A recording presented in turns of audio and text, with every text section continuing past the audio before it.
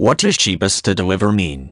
Cheapest to deliver refers to an approach to some types of futures contracts where people are allowed to swap underlying securities on the delivery date to reduce the cost of delivery. If this is an option available to the seller of the contract's price will usually be adjusted to reflect this, as there is a possibility that the seller will use an underlying security of lower value, making the contract less valuable.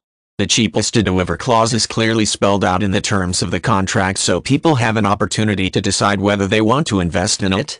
In a futures contract, the seller agrees to provide a given number of shares of an underlying asset at a set price on a particular delivery date. The buyer purchasing the contract reserves the right to buy those assets at the set prices, potentially locking in a better price than might be available on the open market at the time. This is a form of financial speculation, with people relying on fluctuations in value to make money. In a cheapest to deliver contract, the seller is allowed to substitute other types of underlying assets when the contract expires and the buyer can exercise it.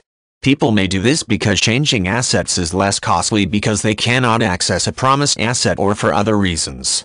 The buyer must accept the substitution under the terms of the contract. Substituting assets of different grades in a cheapest to deliver contract can result in a decline in value, as lower graded assets are less stable and reliable and may not generate as much in terms of returns. When people draft futures contracts, they consider all the available terms and develop a contract suited to their needs. Buyers can review a variety of contracts to see which they like best, looking both at the prices of various contracts and their stated terms. If a seller cannot find a buyer for a contract, it may need to be adjusted to make it more appealing to other investors. The process of buying, selling, and swapping contracts occurs all the time in a variety of markets.